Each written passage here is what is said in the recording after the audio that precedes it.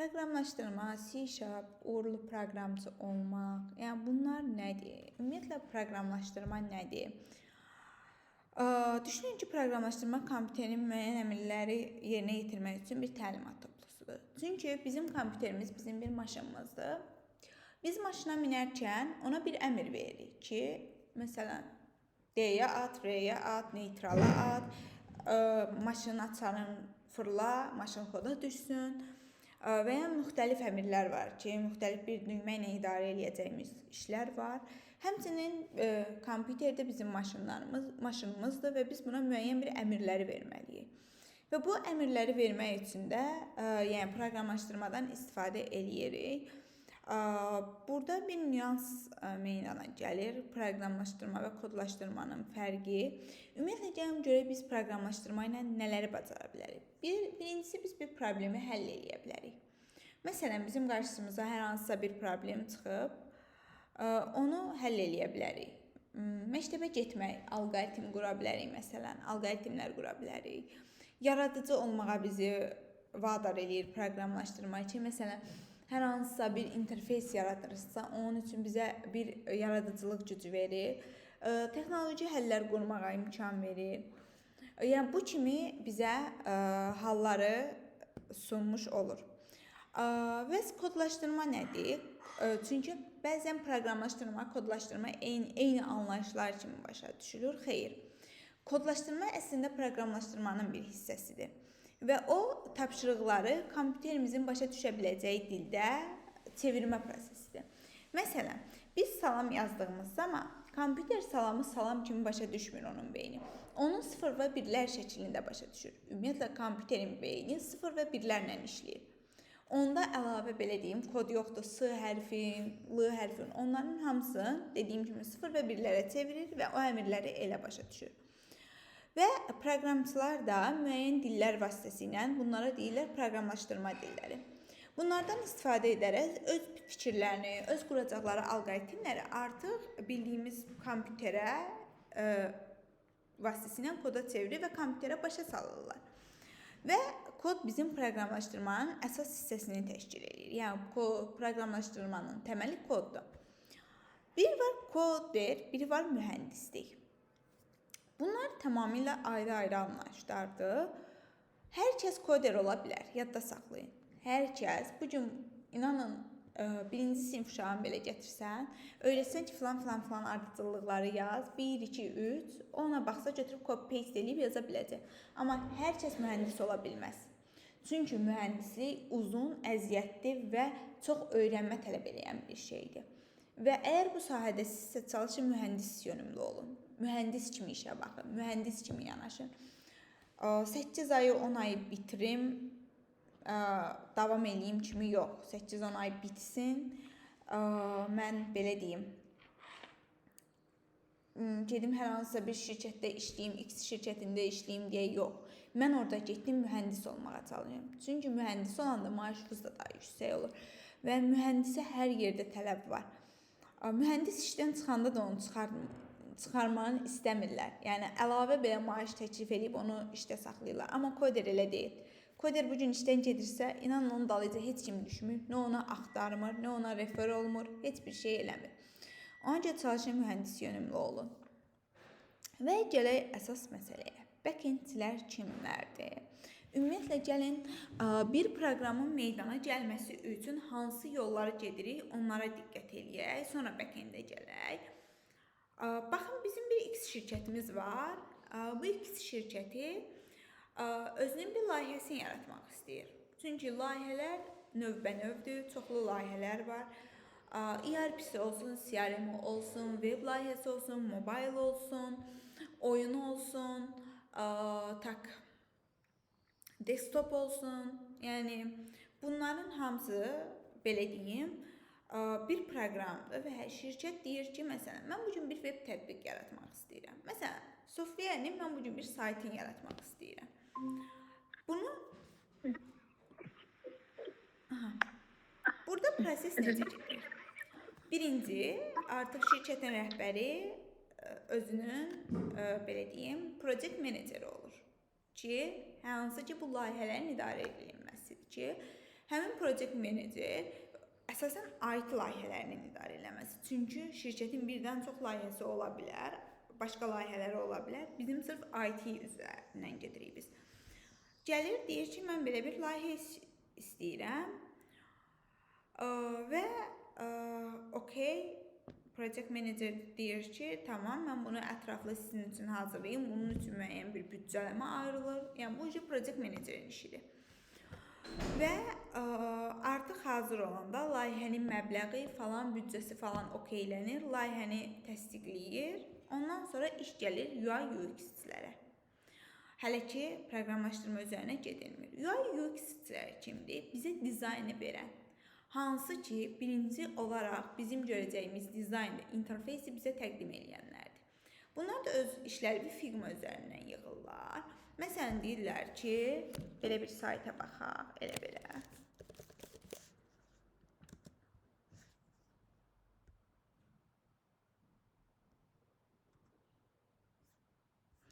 Aha, məsələn, mənim UI UX-im mənə belə bir sayt hazırlayır. Bunun sadəcə belə deyim, funksiyasız variantı. Heç bir şeyə toxunulmur. Sadəcə ikonkalardır, nəyin harda olacağıdır, bannerindir, bundan başqa reklamlarımın harda olmağıdır, məhsullarımın hansı formada yerləşməlidir, ümumi görünüşü bizə verir. Və əgər ümumi görünüş okeyləndisə, şirkət rəhbəri tərəfindən artıq ondan sonra iş developerlərə gedir. Və bu zaman project manager texniki tapşırıqlar yazır. Hansı ki, bu project manager məsələn deyir ki, mənə basket əməliyyatı yaz burada. Yəni, mən bu basketi əd eləyəndə mənim məhsullarım əd olunsun. Və ya kart yaz. Və ya belə deyim, tərəzi yaz ki, müqayisədir bu. Və ya belə deyim, filter yaz, search yaz, nə bilim, bu kimi halları yaz da. Artıq texniki tapşırıq veriləndən sonra iş gedir team leader. Team lead artıq layihəni öz komandası arasında bölməyə başlayır. Frontçulara front hissəsini verir, backendçilərə backend hissəsini verir. Ola bilər ki, bir layihənin üzərində 2 frontçu, 2 backçi, 1 front, 1 back fərq eləmir. O indi şirkətin öz quruluş tərzinə baxır ki, bir layihə üzərində kim neçə nəfər işləyəcək, nə formada işləyəcək. Bu team leadin öz bölgüsüdür. Artıq team lead də layihəni böləndən sonra işə başlayırlar backendçilər və frontendçilər. İndi burada bir nüansı ortalığa çıxır. Backendçilər və frontendçilər layihəni necə işləyir? Hansı formada işləyir? Ona görə bayaq mən dedim ki, bizdə bir MVC var, bir API var. MVC ilə yazılan zaman nə baş verir? MVC ilə yazılan layihəni birinci yazırlar frontçular. İlk öncə işi frontçular yazmış olurlar. Frontçular, belə deyim, layihəni yazırlar, hazırlayırlar, layihə bitir, yəni front hissəsi təmiz bitir, o UI UX ki yazılmışdı, onun üzərinə oturan bütün frontu yığır, tam şəkildə təhvil verir backendçiyə. Artıq backendçi başlayır bunun backend hissəsini yazmağa. Bu biraz backendçilərə görə, belə deyim, çətin, bezdirici gələn bir şeydir. Çünki əgər layihə MVC ilə yazılırsa, bir backendçi müəyyən qədər front bilməyə məcbur olur. Ən azı HTML, CSS bilməlidir. Ən azından JavaScript-də müəyyən qədər bir şey bilməlidir ki, JavaScript-də kod necə yazılır. Yoxsa bu onun MVC yazmaq üzərində işini çətinləşdirmiş olur. Amma layihəmiz əgər API ilə yazılıbsa, o zaman backendçilərimizin işi daha rahat olur. Həmçinin frontçularımızın da işi rahat olur. Həmçinin bu şirkətə vaxt da qazandırır. Biri var ki, frontçu 3 aya, 2 aya yazsın, layihəni təhvil versin back-ə, MVC-də. Back də məsələn bir 3 aya yazsın layihəni. Bu 6 aya layihə başa gəlir. Biri də var ki, API ilə yazanda nə baş verir? Back də front da eyni anda başlayır öz layihəsini yazmağa. Biri front tərəfini yazır, biri back tərəfini yazır. Və artıq sonda layihələri birləşdirirlər. Frontçu sorğu atır back-ə və back-dəki dataları çəkir. Və artıq burada 6 aylıq bir müddət 3 aya enmiş olur. Hər ikisi eyni anda işlədiyinə görə. Dediyim kimi, frontendçilər bizə ön interfeys yaradır, backendçilər isə bizə arxa tətbiqi yaradır.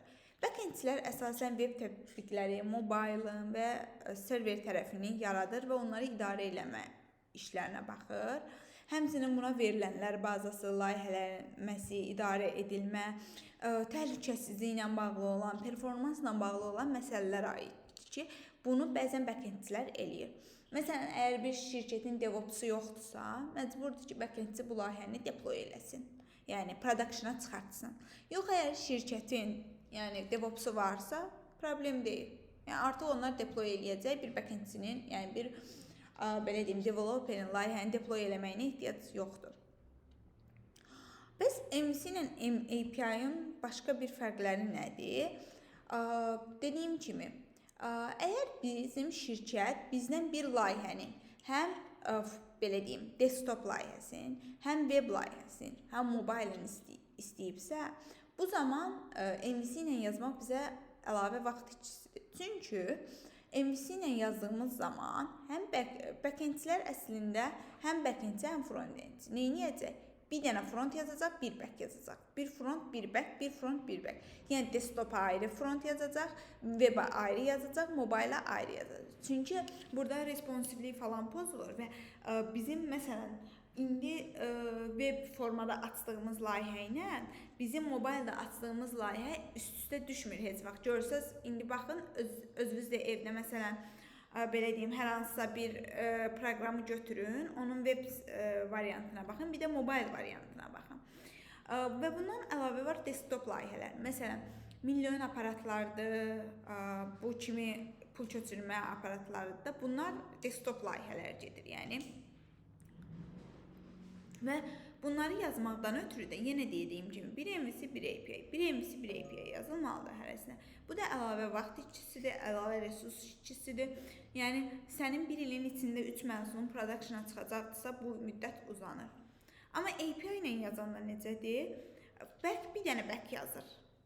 Amma front gedir 3 dənə ayrı. Web də yazır, mobile da yazır, desktop da yazır. 3 ayrı front yazır, amma bir dənə back-ə sorğu atmaqla bütün datanı çəkir, otuzdurur. Yəni belə deyim, öz layihəsinə. Bəs bizim MVC keçməyimizdə məqsəd nədir? Çünki artıq hamı düşünür ki, okay, əgər API uğurludursa, API rahatdırsa, niyə biz birdən-birə MVC öyrənək, bir də məsələn bu yolu gedək, ondan sonra API-yə keçək. MVC ilə yazmamızın əsas 2 məqsədi var. 1. Layihələrin bəziləri hələ də inteqrasiya olunur. Çünki hələ də API ilə belə deyim, MVC layihələri var, onları API-yə çevirmək üzərində işlənilir ki, bunda köməkliyi olunur. 2. Tələbə belə deyim, vizualı görməlidir. İnterfeys görməlidir. Yazdığı datanı, yazdığı backend kodunun harda gedib, hansı butona necə oturduğunu, datanı nə formada çəkməlidir, bunu görməlidir, bunu anlamalıdır. Tələbə məsələn, tanıdığım bir neçə yer var, deyir ki, okay, daha artıq mən API yönümlü dərs keçirəm, amma tələbə gedir orada büdrüyür. Niyə? Və sıxılır backenddən bir növ. Çünki bu getdiyi datanın gedib harda nə formada oturacağını görə bilmir. Görə bilmir ki, mənim bu göndərdiyim məsələn telefon gedib front-end tərəfdə interfeysdə necə görsənir? Nə formada gəlib, hansı datalar gəlib və MVC-ni bilən tələbə, MVC-ni güclü işləyən tələbə API-yə onun gözü yumulu yazır. MVC-də ən çətin biz mövzular ki var ki, fayl uploaddır, multi-fayl uploaddır, sonra bu e-maillə bağlı məsələlərdir. Biz bunu tələbələrə göstəririk və artıq onu API tərəfdə göstərmirik. Tələbə rahatlıqla gedir onu API-yə inteqrasiya eləyə bilir. Yəni API-nin üstünlüyü budur. Və API-nin bir başqa üstünlüyü var. Biz elə bir server yaza bilərik ki, yəni bizim API-mızdan 3-4 dənə şirkət istifadə eləyə bilsin. Yəni lazım olar. Məsələn, 3-4 dənə şirkət sata bilərik eyni API-da. Yəni, amma baxır hansı formada yazdığımız API-yi. Yəni bu elə olmalıdır ki, yəni həm üst-üstə düşməlidir, həm də hüquqi cəhətlərin digərlərinin işinə maneçilik olmayacaq bir şəkildə olmalıdır. Və gələk backend dillərinə. Ki, backend dilləri hansılardır? Var backend dilləri, var frontend dilləri və sən mobile ayrı yazırıq biz. C# backend dillərindən Ruby'dir, PHP'dir, Node.js'dir, Java'dır, Go'dur, Python'dur. Python-a əsasən bu dəqiqə machine learning sahəsində, süni intellektdə də, AI-larda da çox istifadə olunur. Biz C#-la indi göstərəcəm bir çox işi icra edə bilirik ki, onu növbəti slayda deyəcəm. Məsələn, PHP var. Hal-hazırda Laravel'in framework var ki, onun üzərində ayaqda durubdur. Artıq demək olar ki, düzdür, Azərbaycanda PHP əsaslı layihə çoxdur. Hələ də az da olsa PHP developerlər axtarılır və çünki PHP ilə bərabər məsələn ya Java ya belə deyim C# bilənləri də axtarılır. Niyə? O layihəni o layihəyə inteqrasiya edə bilsin deyə. Rabbit, Go, bunlar əsasən xaricdə daha çox istifadə olunanlardır. Məsələn, Node.js-dir, bu gün frontçu öyrənir, deyir mən full stack olmaq istəyirəm. Məsələn, full stack olmaq istəyirsə, o zaman Node.js əsasından backdilini götürüb rahatlıqla istifadə edir.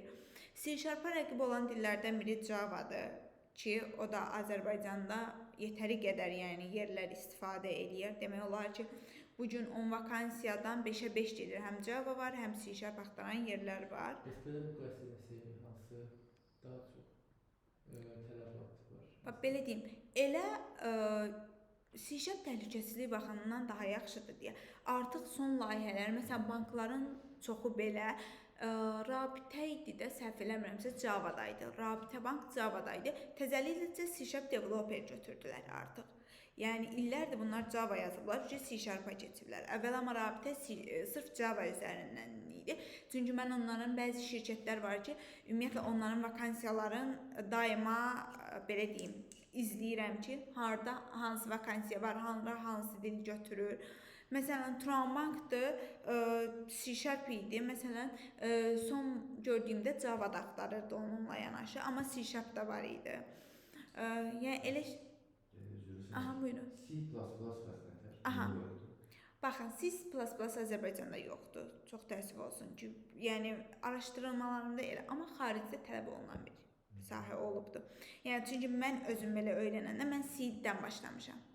C++-dan, yəni o C ailəsindən gəlib. Əslində C# C++-ın belə deyim, mənfiliklərini belə deyim, azaldaraq, yəni mənfiliklərini örtərək bazara çıxan bir dil oldu C#. Aha, bəli. Aha, eynən. Məsələn, C++-da Stack Overflow memori xətası var idi ki, bu yaddaş sızıntısı idi, yaddaşın daşmasına səbəb olurdu. Artıq bu C#-la gəldi bərpa olundu. Məsələn, C#-da olub C++-da olmayan garbage collection məsələsi gəldi C#-a və müxtəlif funksiyonallıqlar var ki, C# elə bilin ki, Pro versiyada artıq. Amma C++-da istifadə olunurmu? Yəni olunur, amma Azərbaycan üçün elə də yox. Yəni mən Azərbaycanda deyim ki, rast gəldiyim bir yerdə rast gəlmişəm, amma dəqiq adı yadımda deyil, LinkedIn-də rast gəldim o vakansiya. Yəni indiyə qədər bir dənə o vakansiya dəyib gözümə ki, daima vakansiya izləyən biri olaraq deyirəm bunu. Amma C++-dan başlamaq səbəb dediyim kimi, məsələn, IT Step Academy kimi böyük kurslar var. Mən məsələn oranın məzunuyam. Bizi orada sıfırdan başlayanda, hər şey sıfırdan başlamışdım. Orada C++ keçirilirdi, əsasən alqoritmik falan biliklər, Python-dan başlamışdıq və mənə görə bir müddətdən sonra anladım ki, mənasızmış. 2 il yarım bir kursu davam eləmək həqiqətən bir boş, belə deyim, vaxt itkisidir. Çünki bəlkə düşünərsən çox şey qazanırsan, amma vaxt itkisi baxımından çox şey itirirsən. 14 yaşlı başlayan bir tələbə üçün okeydir. Amma müəyyən yaş dönəmindən başlayan tələbə üçün heç də okey bir nəticə deyil. Çünki dediyim kimi, həm qiymət yüksəkliyi var, həm də ki, belə deyim, yəni uzandıqca uzanır və imtahanlar da həqiqətən çətindir. Yəni bir universitet imtahanından belə çətin olur onların imtahanları. Ki, yəni keçmədinsə səni kəsirlər avtomatik. 3 dənə kəsirin oldusa artıq 3 dənə ardıcıl fəndən kəsildinsə, vəsiyo, qalırsan, yəni xaric eləyirlər səni, halbuki pulunu ödəyib qalırsan, yəni öz dövlət şotuna deyirsən ki, deyəsən ki, hədə qovdular məni. Yəni çıxardılar və ya ikinci imtahana, əgər kəsilmişsənsə, növbəti imtahana girirsənsə, yenidən əlavə ödəniş eləyib girməlisən. Bu kimi hallar var. Dediyim kimi, daha aşağı yaşlardan bəlkə okeydir, yəni, amma indiki beynimlə düşünsəm heç tərcih etmərəm. O da dediyim kimi ilk başlarda, yəni sırf ən yaxşısını araşdırmağa çalışarkən, yəni getdiyim yer kimi deyirəm. Və bu dillər ayrıdır, dil əlifbadır. Bizim proqramlaşdırma dilləri dediyimiz əlifbadır. A, B, C, D kimi əlifbadır. Necə ki, biz Azərbaycan dili əlifbasıdır, İngilis dili əlifbası, sadəcə əlifbanı öyrənirik. Bizim hansı ki söz qurmağımız, hecalamağımız başlayır frameworklər vasitəsilə. Biz bu dilləri öyrənməklə sadəcə bunların əlifbasını öyrənirik. Və frameworkləri vasitəsilə artıq kodlaşdırmaya başlayırıq. Artıq alqoritmlərimizi burada qoyuruq. Artıq müəyyən proseslərimizi bu framework üzərində yazırıq. Java framework Spring'dir. Python'da Django və Flash'dir. Əsasən Django bir dəqiqə çox istifadə olunur. C# .NET-dir. Əvvəl .NET Core, .NET Core, yəni bu .NET ailəsidir. Onlara gələcəm ki, niyə .NET Core nədən gəlibdir. PHP-dir, dediyim kimi, bayaq ki, Laravel'in üzərində hal-hazırda ayaqda durmağa qalıbdır, çalışıb. Ruby'dir, Ruby on Rails'dir, Node.js-dir, Express.js-dir. Bu frameworklərlə işləyir. Bizim işləyəcəyimiz isə C# .NET üzərindən olacaq. Və gələk idelərə. İde nədir? İde bizim kod yazacağımız yerdir. Biz kodu Notepad'də də yaza bilərik. Biz gedib kodu Word'də də yaza bilərik. Biz gedib kodu onlayn şəkildə belə kod yazmaq üçün editorlar var ki, yazanda compiler falan hər şey eləyir. Yəni, orada belə yaza bilərik. Var Visual Studio Code. Bunu əsasən frontçılara daha yatqındır. Frontçılar bundan daha çox istifadə edirlər və Python yazanlar deyim ki, əsasən Visual Studio Code'dan istifadə edirlər. Var Visual Studio. Visual Studio bizim istifadə edəcəyimiz Visual Studio'dur. Və Windows'lar üçün bu artıq aktualdır, Windows'lar üçün rahatdır, amma Mac'lər üçün dediyim kimi bu lisenziya tələb eləyir artıq. PyCharm'dır, Python yazmaq üçündür. Reader isə dediyim kimi C# yaza bilirik. Bu da yenə ödənişli bir platformadır. Sadəcə Craig falan alaraq istifadə edə bilirik ki, yəni ödənişi çox yüksəkdir. 160-dan səhv eləmirəmsə yuxarıda ödənişi aylığı. Sadəcə biz bunu illiyinə 10 manata falan belə deyim, alıb istifadə edirik lazım olarsa. Bu da Craig versiyası dediyim kimi. Və əsas bayaq danışdığım mövzulardan biri də idarə etmə sistemləri. Git'dir, GitLab'dır, Bitbucket'dir, GitHub'dır. Bizim əsas işlədəcəyimiz GitHub olacaq. GitHub bizim portfolyomuzdur, bizim əlimizdəki sənədimizdir. Sabah bizim bir proqramçı kimi digər proqramçılarda belə deyim, bir baxış bucağı yaradacaq bir sənədimizdir də ki, mən bura işləmişəm və layihələrimi vurmuşam, mənim filan layihələrim var. Yəni, o hesabların da açılmasına köməklik göstərəcəyik. Əslində, C#-dan danışmaq istəmirəm. Əslində, danışaq, vaxt getməsin. İstəyirsiniz biraz ara verək.